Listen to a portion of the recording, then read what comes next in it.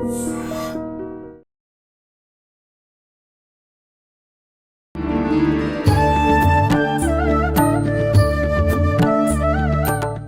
అమ్మా. జై శ్రీరామ్. శ్రీమాత్రే నమః. శ్రీ గురుభ్యో నమః.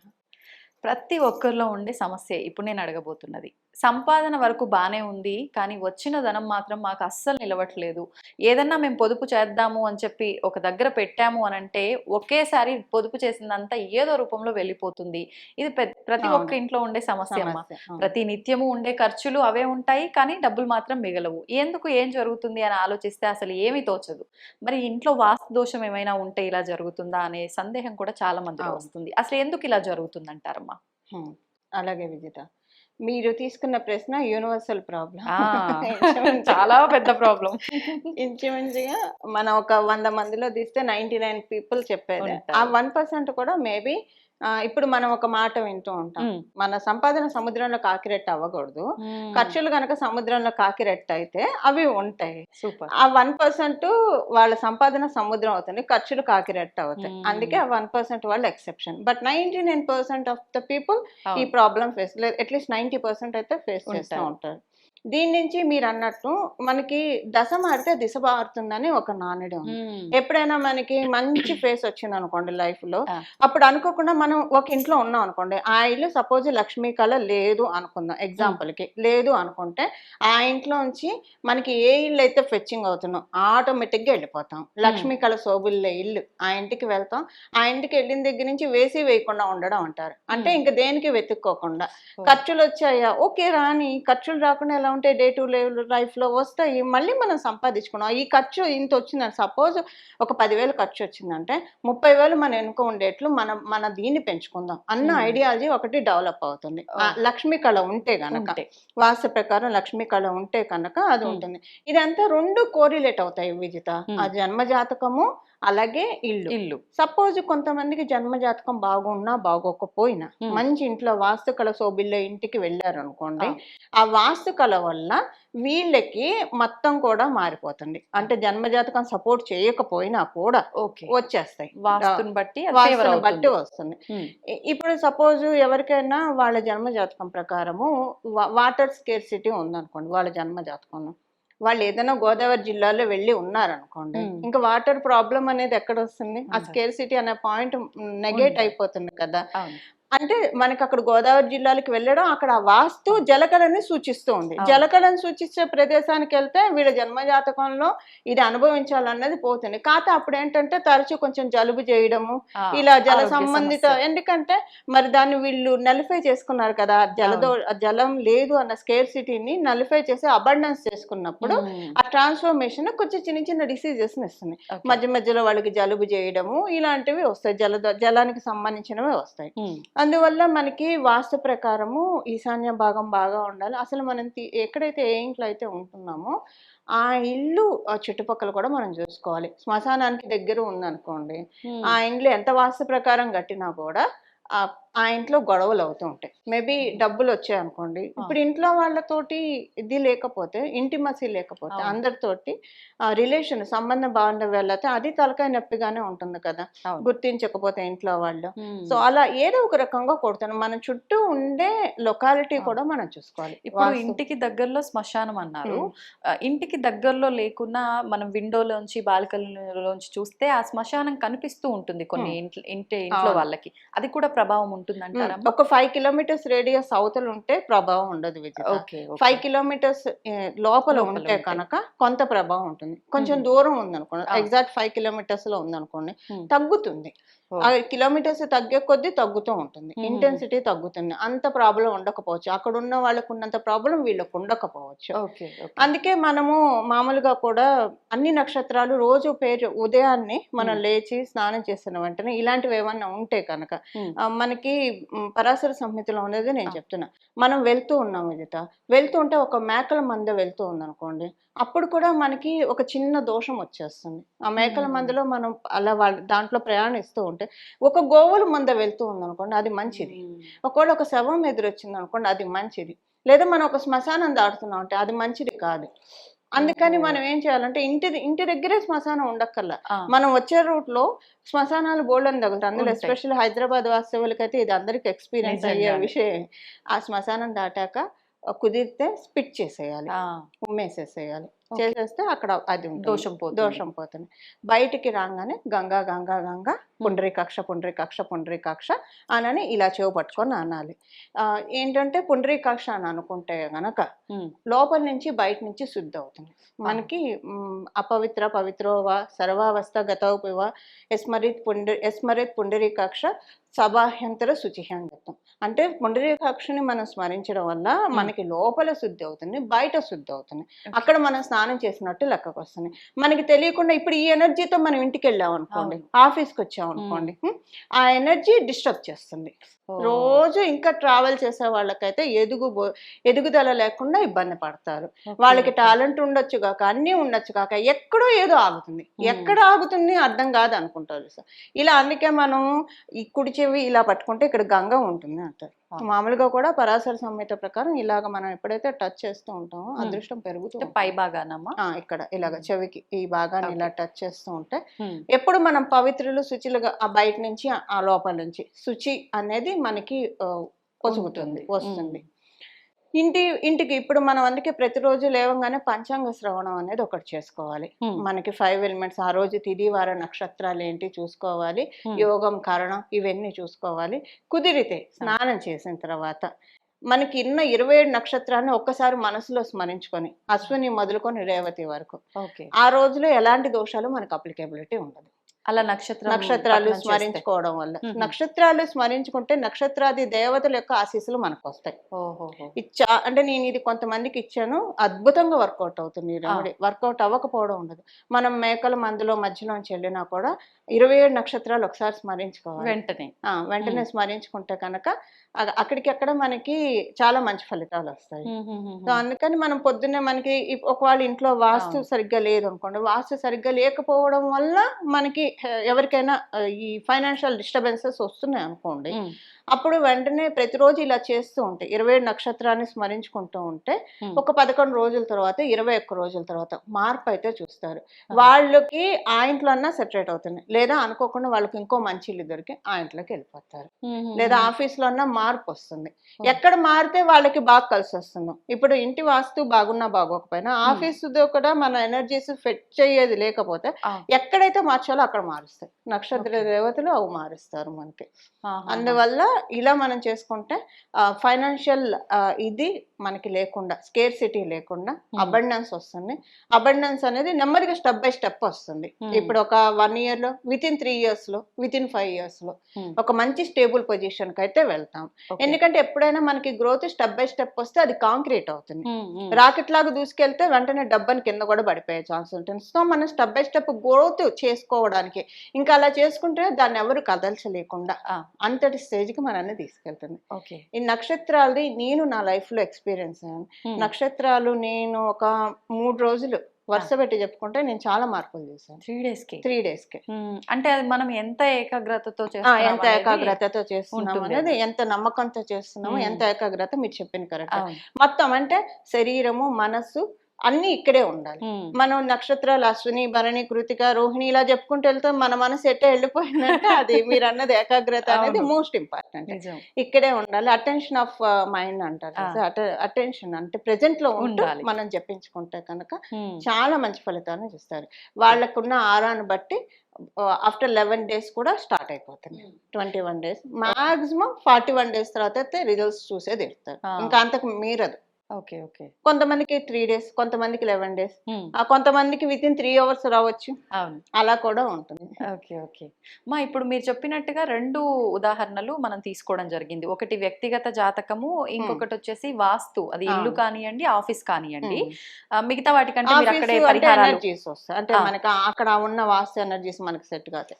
చెప్పండి. ఇప్పుడు ఆఫీస్ తీసుకోండి, కొన్ని రోజుల వరకు అంత బాగుంది, తర్వాత సడన్ గా మారిపోయింది. అక్కడ నుంచి నువ్వు ఎంత హార్డ్ వర్క్ వర్క్ చేసినా ఏం చేసినా ఆ గుర్తింపు కానీ లేదంటే ఆ ఉన్న శాలరీ అక్కడే ఆగిపోయి ఒక లెవెల్కి వచ్చి ఇంకా పడిపోవటం లాక్ కానీ అయిపోయినట్టు లాక్ అనిపిస్తుంది. అయిపోయినట్టు అవుతూ ఉంటుంది.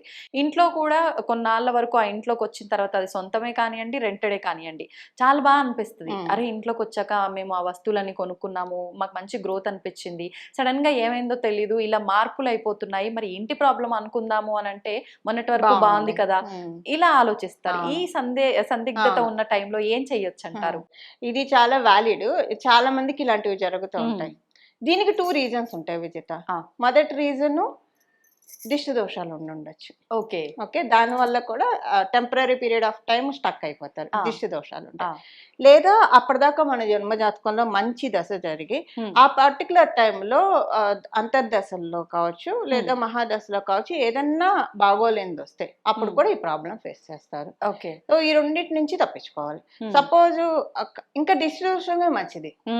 ఎందుకో చెప్పను. అదైతే మనం ఏదో ఒకటి చేసి తీసుకోవచ్చు. ఇప్పుడు పరిహారం మహాదశ అయింది అనుకోండి, సపోజ్ చంద్రుడు మహాదశ బాగాలేదు అనుకోండి, 10 సంవత్సరాలు ఉంటుంది అది. మళ్ళీ అంతర్దశ దశాభుక్తులు బాగుంటే అది కొంచెం బాగాలేదన్న దాన్ని ఇచ్చేస్తుంది. ఇప్పుడు మనకి శని మహాదశ అయితే 19 ఏళ్ళు ఉంటుంది. దానికంటే ఈ సగం కాలం పాయే. అదే కదా, దానికంటే దిష్టి దోషం బెటర్. ఏంటంటే గుడ్డి కన్నా మళ్ళీ బెటర్ అన్నట్టు. దీన్ని మనం ఏదో ఒక రెమెడీ చేసి నెగెట్ చేసేసుకోవచ్చు ఈ ప్రాబ్లమ్ ని.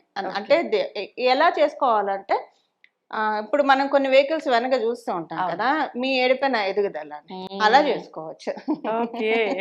గురు బలం పెంచుకోవాలి. దానికి గురు శుక్రుల బలం పెంచుకుంటే, దైవ బలం మనలో గనక పెంచుకుంటే అసలు మనల్ని చూసి అప్రిషియేట్ చేసే వాళ్ళే ఉంటారు ఫస్ట్ థింగ్. ఓకే.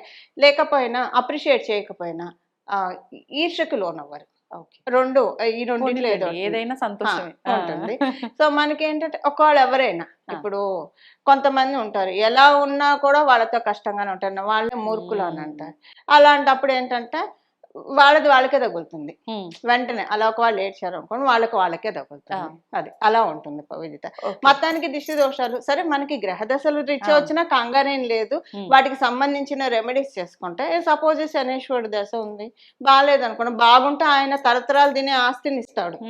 మనతోనే కాదు, మన పిల్లల పిల్లలు అలాగిస్తాడు. కొన్ని ఇప్పుడు ఇది వరకు అనే వాళ్ళు 7 తరాలు కూర్చొని తిన్నా తరగని ఆస్తి అని. అది ఎవరి వల్ల వస్తుంది? అన్ని ప్లానర్స్ లో శనేశ్వరుడు బలం ఉన్న వాళ్ళకే వస్తుంది. వాళ్ళు అందుకే మన తాత ముత్తాతలు అలా ఉన్న వాళ్ళు ఉంటే మనకి ఇప్పుడు గోల్డెన్ స్పూన్ ఉండేది. అలా మనం మనకి కనుక శనేశ్వరుడు బలం ఉందనుకోండి, మనమే అవుతాం. రేపు మన ఫ్యూచర్ జనరేషన్స్ అనుకుంటారు మన తాత ముత్తాతలు కావచ్చు, అమ్మమ్మ నాన్నమ్మల వల్ల ఇలా ఉన్నాం అని చెప్పి. అది శనేశ్వరుడు ఇచ్చేది. అందరిని ఆయన భయపడతారు, కర్మకారకుడు అని చెప్పి. అందుకని జరిగే దశ ఏంటి? ఆ దశ బాగోకపోతే, ఇప్పుడు సపోజ్ శనేశ్వరుడు దశ జరుగుతుంది అనుకుందాము, ఆయన ఏంటంటే సర్వీసుని సూచిస్తాడు. వయసులో పెద్దవాళ్ళని రెస్పెక్ట్ చేయడం, వాళ్ళకి పాదసేవ చేయడము, వాకింగ్ చేయడం ఎక్కువగా. అందులో 8 నెంబర్ వాక్ ఎక్కువ చేసాం అనుకోండి, 8 మనం ఇలా రాస్తే 8, దాన్ని అడ్డంగా తిప్పితే ఇన్ఫినిటీ యోగాసన ఆయన ఇస్తాడు. కాలపురుషుడు కుండలిలో నుంచి ఆయన 10వ స్థానాన్ని 11వ స్థానాన్ని వెళ్తూ ఉంటాడు. అలాగే సప్తమ రాశిలో ఆయన ఉచ్చ స్థానాన్ని తీసుకుంటాడు. ఏంటంటే మనకి 8 అనేది మన జన్మ జాతకంలో కూడా ఒక మార్పును సూచిస్తుంది.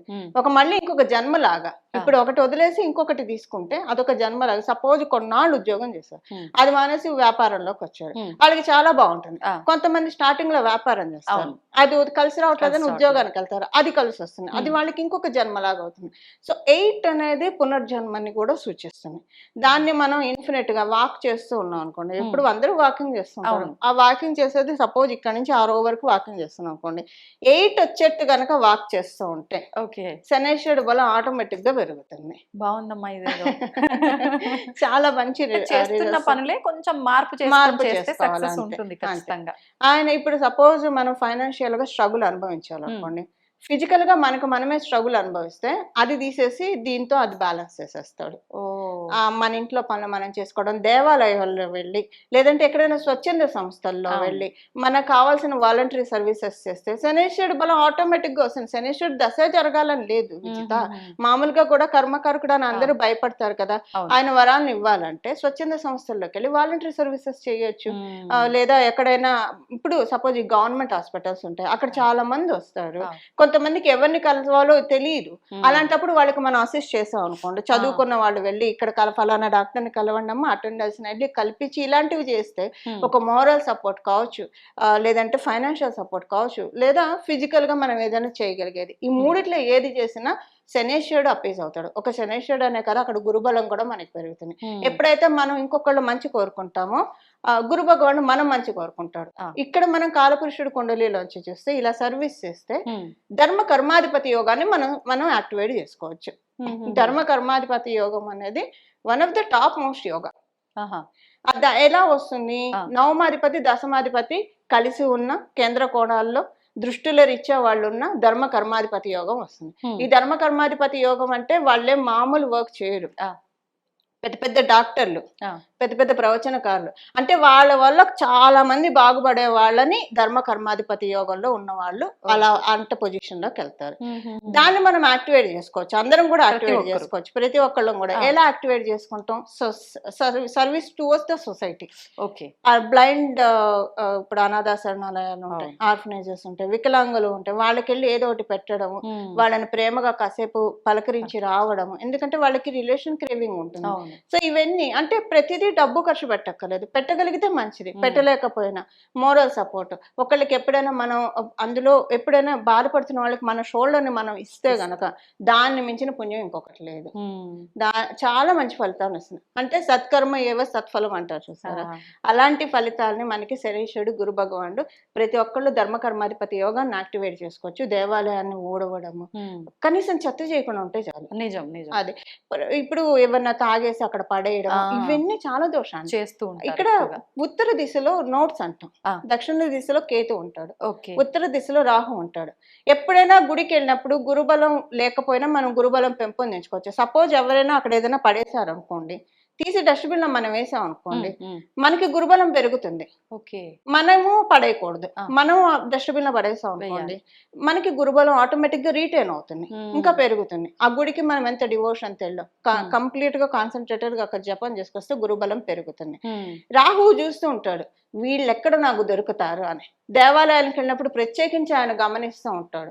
దేవాలయాలకు వెళ్ళినప్పుడు అందుకే ఏమవుతుందంటే వెళ్తే అక్కడ పూర్తిగా ఫోకస్ చేయలేకుండా కూడా మనల్ని ఆయన టెస్ట్ చేస్తూ ఉంటాడు. అక్కడ ఏమన్నా పడేసాం అనుకోండి, తినే ప్రసాదం పులిహార చిన్న మొక్క కూడా పడకూడదు, ఆ పచ్చిమిరపకాయ తొడం కూడా పడేయకూడదు, తీసి మళ్ళీ వేసి పడేసేయాలి డస్ట్బిన్ లో. ఆయన చూస్తాడు, దొరికారు, వీళ్ళకి గురుబలం ఉంది, లేదా గురుబలం లేకపోతే ఇంకా టాంట్ ఉంటుంది. గురుబలం ఉంటే ఆ గురుబలాన్ని తగ్గిస్తాడు, లేకపోతే విపరీతమైనది. సడన్ గా ఒక్కొక్కసారి అనుకుంటాడు, ఇప్పటిదాకా బాగుంది, ఇప్పటి నుంచి ఎందుకు బాగాలేదని. ఇలాంటివి ఏమన్నా చేస్తున్నామేమో చెక్ చేసుకోవాలి మనం. అంటే చేస్తున్నాం కదమ్మా ఇప్పుడు. Dos and don'ts. నదీ తీర ప్రాంతాలకు వెళ్తారు, అక్కడ చూసి ఎంత బాధేస్తున్నా, షాంపూ ప్యాకెట్లు, డైపర్వి అన్ని అలా పడేస్తారు. వీలున్నంత వరకు నేను తీసి పడేస్తూ ఉంటా, కానీ అంటే అది మంచి పని కదా. సో అన్ని మనం చేయలేం కదా, చేస్తున్న కొద్ది పడేస్తూ ఉంటారు. సో కొంతమంది చెప్పేది ఏంటంటే క్లీనింగ్ వాళ్ళకి ఇచ్చేది అందుకే కదా అంట. క్లీనింగ్ వాళ్ళకి ఇచ్చేది అందుకని కాదు, మనం చెత్త చేయమని కాదు, ఆటోమేటిక్ గా అక్కడ మనం తడి మడుగుతోటి ఉంటే ఆ మట్టి ఉంటుంది, దాన్ని క్లీన్ చేయడానికి. మనం పోసే చెత్త దాని వల్ల ఎవరు సఫర్ అవుతారు? మనమే సఫర్ అవుతాం. మనం బాగుండాలి అంతే, అందరం బాగుండాలి అంటే మనం చేసే పనులన్నీ ఒకటికి 2 సార్లు చెక్ చేసుకోవాలి. ఎప్పుడైనా పబ్లిక్ టాయిలెట్ యూజ్ చేసేప్పుడు కూడా, అది రైల్లో కావచ్చు, లేదంటే మనకి పబ్లిక్ టాయిలెట్స్ యూజ్ చేసేప్పుడు వాటిని చక్కగా ఫ్లష్ అవుట్ చేసి రావాలి. కొంతమంది అలా వదిలేస్తారు, అది కూడా రాహు దోషం. టాయిలెట్ రాహు, ఆయన్ని ఎప్పుడు కూడా మనం చాలా గౌరవంతో చూడాలి ప్రతి గ్రహాన్ని. అది వాళ్ళ జాతకంలో సడన్ అబ్స్టాకిల్స్ ఇచ్చేస్తాడు ఆయన. ప్రతి గ్రహాన్ని మనం అపీజే చేసుకోవాలి. మనకి భూమి మీద మనం గెస్ట్లుగా వచ్చాము, ఇప్పుడు ఒక హోటల్కి వెళ్తాం, వాటిని వాడుకోవడం వరకే. స్పాయిల్ చేసే రైట్ మనకి లేదు, స్పాయిల్ చేస్తే మనకి దానికి మూల్యం ఉంటుంది. ఈ భూమి మీదకి మనం వచ్చాం, దేన్ని స్పాయిల్ చేసే రైట్ మనకు లేదు, వాడుకోవడం వరకే. మనం స్పాయిల్ చేస్తే గ్రహ దేవతలు మనల్ని శిక్షిస్తాయి. అలా శిక్షించకుండా మనకి అనుగ్రహాన్ని ఇవ్వాలంటే వాటిని ఇంకా రిపేర్ చేస్తూ ఉంటే మంచి ఫలితాలు వస్తాయి. మనం ప్రజెంట్ ఇది నిజంగా చేయడం తప్ప రైట్ అని తెలియకుండానే ప్రతిరోజు చేస్తున్న మిస్టేక్స్ ఏమో ఇవి. పెద్దవాళ్ళైనా సరే, చిన్నపిల్లలంటే సరే తెలియక చేస్తున్నారు అనుకుంటాం, కానీ మాకెందుకులే అన్నట్లుగా చేసే వాళ్ళు ఉన్నారు, తెలియక చేసే వాళ్ళు ఉన్నారు. ఇవన్నీ కొంచెం మార్చుకుంటే బెటర్. మార్చుకుంటే చిన్న చిన్న మార్పులు, కొండంత మార్పులు మన జీవితంలో ఖచ్చితంగా తెస్తాయి, డౌటే లేదు. ఎందుకంటే మన బిహేవియర్ నవగ్రహాలు గమనిస్తూ ఉంటాయి. పూర్వ జన్మలో చేసిన పాపక భారాన్ని మనం గనక ఇవన్నీ మంచి పనులు చేస్తూ ఉంటే తగ్గిపోతుంది ఆటోమేటిక్గా. మన భవిష్యత్తు వర్తమానాన్ని మనమే బంగారు బాటగా చేసుకోవచ్చు. ధన్యవాదాలమ్మా. మంగళం. నమో భగవతే వాసుదేవాయ. జై Sriram. And for more videos, Please subscribe to iDream. Please subscribe to iDream. Please subscribe iDream. And please subscribe to iDream. For more videos, subscribe to iDream. Please like, share and subscribe to the channel. Congratulations, iDream. Subscribe to iDream. Subscribe to iDream. so subscribe to iDream Media.